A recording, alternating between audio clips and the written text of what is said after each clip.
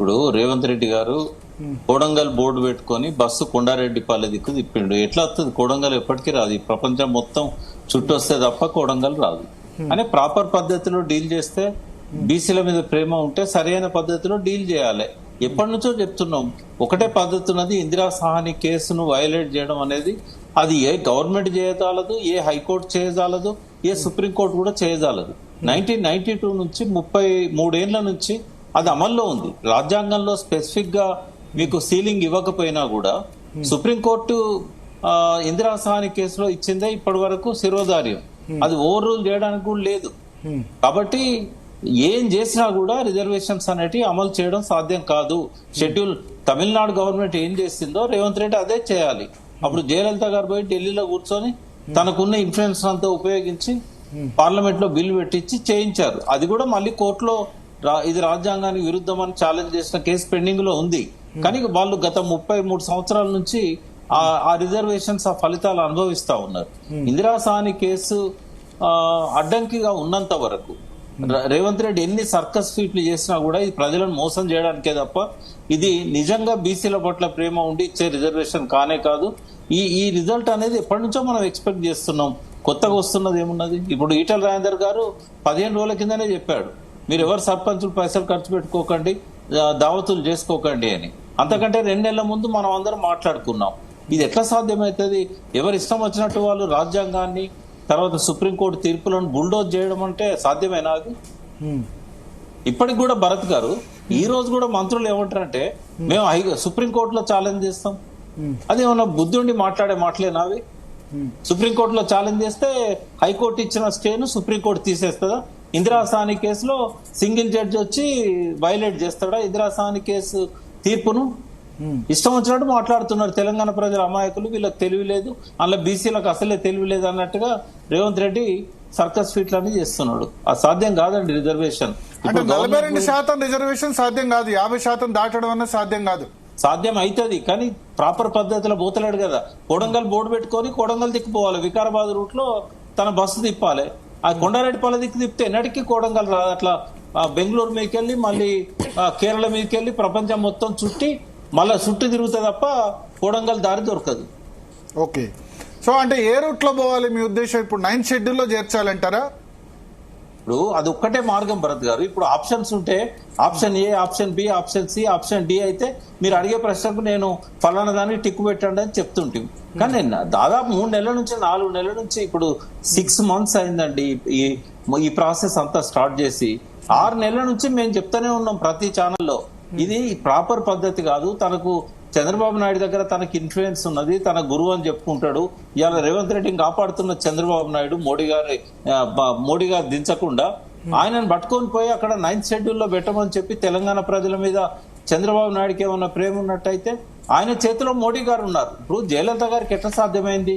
అన్నాడీఎంకేతోనే అప్పుడు అలయన్స్ ఉన్న సంకీర్ణ ప్రభుత్వం, ప్రైమ్ మినిస్టర్ అప్పుడు పివి నరసింహరావు గారు ఉన్నారు.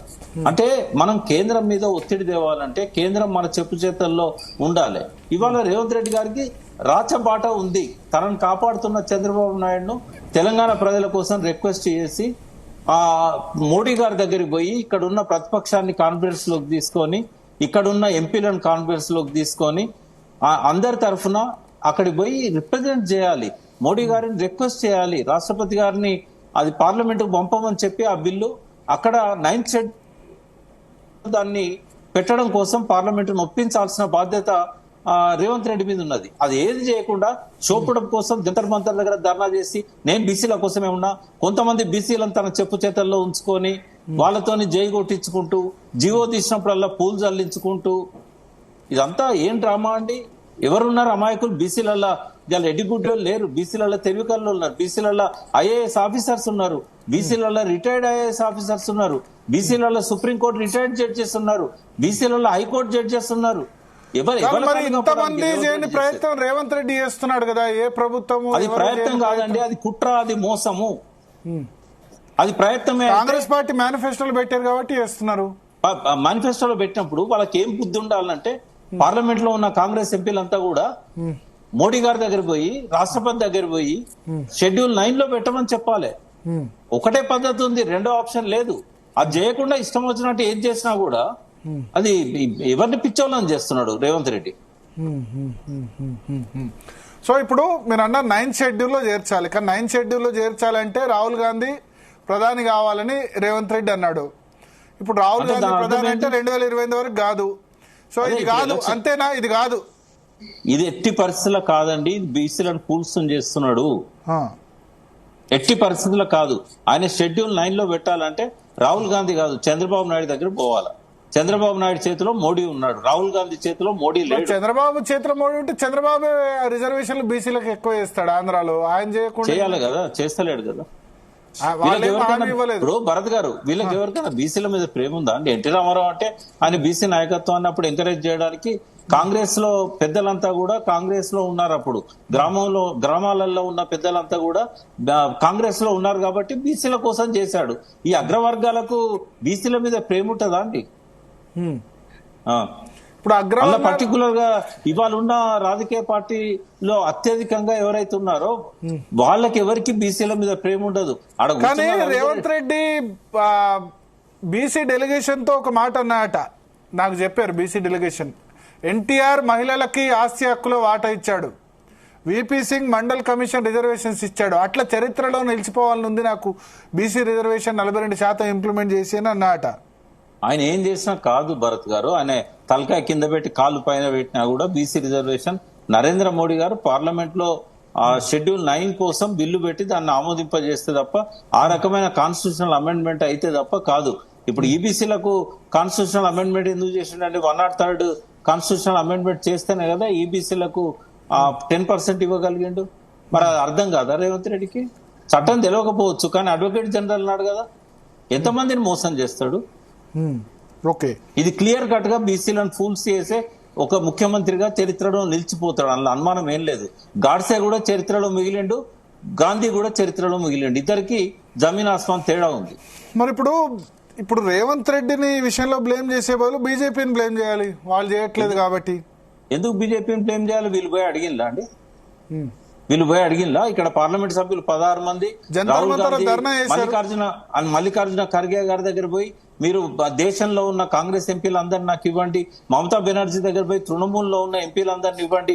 కేసీఆర్ గారు తెలంగాణ దేవడానికి జయశంకర్ గారిని ఎంపీలను ఎంటబెట్టుకపోయి 36 పార్టీల దగ్గర పోయి ఒక్కొక్కరిని కూర్చోబెట్టి వాళ్ళతో రిక్వెస్ట్ చేసి 4 సార్లు వాళ్ళ ఎక్కని కొండలేదు మొక్కని బండలేదు అని చెప్పాడు. ఆ ప్రాసెస్ చేస్తే కదా అక్కడ తెలంగాణకు మద్దతు వచ్చింది. ఈయన హైదరాబాద్ లో కూర్చొని జంతర్ మంతర్ దగ్గర ధర్నా చేస్తే అన్ని పార్టీలు మనకు సపోర్ట్ వస్తాయండి. ఓకే, శరత్ గారు ఏం చేసిండు? ఏం చేయలేదు కదా. శరత్ గారు చెప్పండి. వి ప్రకాష్ గారిది విన్నారు కదా? విన్నాను. ఏంటి ఇప్పుడు 3 ఆప్షన్స్, సుప్రీంకోర్టు స్టే వెకేట్ చేయించమని సుప్రీంకోర్టు పోవడం అవకాశం ఉందా? సార్ ఒకటి అంటే ప్రకాష్ గారు మాట్లాడినంత పదనుగా రేవంత్ రెడ్డి మీద నేను మాట్లాడడం నాకు ఇష్టం ఉండదు, ఎందుకంటే I'm not a politician. I only talk about the legal aspects of the issue అండి. ఒకటి, సుప్రీంకోర్టుకు పోయినా జరిగేది ఏమి ఉండదు, ఎందుకంటే సుప్రీంకోర్టు ఇచ్చిన తీర్పుల ప్రకారమే హైకోర్టులో స్టే వచ్చింది, ఫస్ట్ పాయింట్. రెండోది, జరగాల్సిన వ్యవహారాలను ఇప్పటి వరకు జరిగిన దాని మీద పునఃసమీక్ష జరిపి ఎక్కడ పొరపాటు జరిగింది, ఏ రకంగా చేస్తే బాగుంటుంది, సుప్రీంకోర్టు తీర్పులకు అనుకూలంగా మనం వ్యవహరించవచ్చు అనేటువంటి అంశాల మీద ప్రభుత్వం తనకు తానుగా ఒక పరిశీలన చేసుకోవాలి.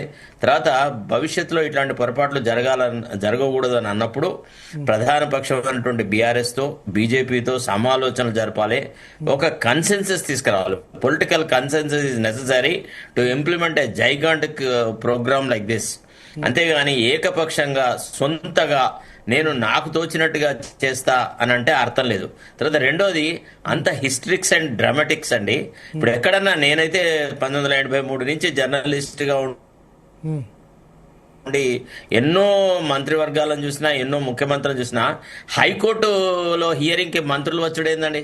ఎక్కడైనా విన్నారా అసలు? యాక్చువల్లీ అంటే వాళ్ళని మంత్రులను వాళ్ళ హైకోర్టు స్పెషల్ అటెన్షన్ క్రియేట్ చిత్తశుద్ధితో ఉన్నట్టు కాదు. బీసీలకు నేనేదో చేస్తున్నాను, బీసీల ఉద్ధరణ నా వల్లనే అవుతుంది, నేనే కాశీరామును, నేనే జ్యోతిరావు పూలేను అనే ఒక ఇమేజ్ ఇచ్చుకోవడానికి ట్రై చేసినాడు. It is all. అందం లేకున్నా గానీ కాస్మెటిక్స్ తో అందం రాదండి. దయచేసి శరత్ గారు ఉన్నారు, తర్వాత మా వి ప్రకాష్ అన్న ఉన్నాడు, హ్మ్. కానీ ఒక బాధ అనిపించిన అంశం ఏంటంటే హ్మ్. రేవంత్ రెడ్డి గారు అమెరికాలో ఒక మాట మాట్లాడాడు. హ్మ్. ప్రజలు అబద్ధాలు చెప్తేనే నమ్ముతారు, హ్మ్. అబద్ధాలనే ఇష్టపడతారు హ్మ్. అనేది అనుకున్నాడు. హ్మ్. అంటే ఈ ఇష్యూలో కూడా ఇంత దాకా తీసుకొచ్చిన ఘనత నిజంగా వారిదే. హ్మ్. నేను ఒకటి అంటున్నా, అసలు మీ ద్వారా తెలంగాణ ప్రజానికానికి నేను ఒక వినమ్రంగా ఒక విజ్ఞప్తి చేస్తున్నా. హ్మ్. రాజ్యాంగ పరిరక్షకులు హ్మ్. రాష్ట్రంలో హ్మ్. గవర్నర్ గారు ఉంటారు, హ్మ్. రాజ్యాంగ పరిరక్షకులు దేశంలో రాష్ట్రపతి గారు ఉంటారు. హ్మ్. చట్టాలను అమలు చేసే బాధ్యత ప్రభుత్వాల పైన ఉంటది. హ్మ్. చట్టం చేసేది ప్రభుత్వమే, చట్టం అమలు చేసేది కూడా ప్రభుత్వమే. ఇక్కడ డీవేట్ అయినప్పుడు దాన్ని సరిచేసేటువంటి బాధ్యత ఇవాళ కోర్టులకు ఉంటుంది. హ్మ్. మీకు తెలుసు, హ్మ్. ఇవాళ బీసీల రిజర్వేషన్ల విషయంలో ఒక్కటి కాదు, రెండు కాదు, వందల ఉదంతాలు ఉన్నాయండి, వందల ఉదంతాలు ఉన్నాయి. అవన్నీ ప్రస్తావించడానికి ఇక్కడ సిద్ధంగా లేదు. హ్మ్. ఇక్కడ ఇష్యూ ఏంటిది? ఇది ఈ రిజర్వేషన్ అనే సబ్జెక్టు రాజ్యాంగానికి సంబంధించిన సబ్జెక్ట్. ఇది రాజ్యాంగాన్ని సవరించగలిగేటువంటి శక్తి, బాధ్యత, సత్తా పార్లమెంట్ కే ఉంటది తప్ప రాష్ట్రాలకు ఉండని విషయం తెలవాలి. చాలా మందికి ఎందుకో కన్ఫ్యూజ్ అవుతున్నారు. హ్మ్.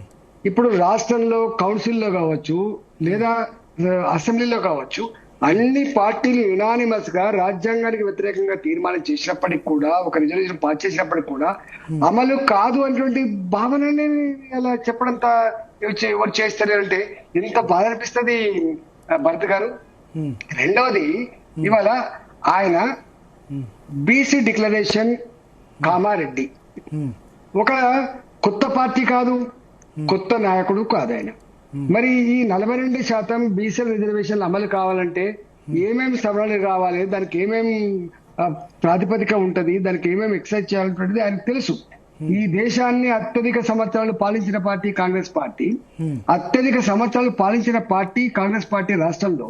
మరి ఇంత ఇంత అనుభవం ఉన్న పార్టీ, చట్టాలను మార్చిన అనేక సందర్భాల్లో రాజ్యాంగం సవరించిన పార్టీ, మరి ఈ విషయంలో మరి ఇది రాష్ట్ర ప్రభుత్వం, కేంద్రంలో అక్కడ మోడీ గారి ప్రభుత్వం ఉంది, భారతీయ జనతా పార్టీ అధికారంలో ఉంది, మరి నా పరిమితికి ఇక్కడికే అని చెప్పే భావన ఉండాలి కదా దానికి.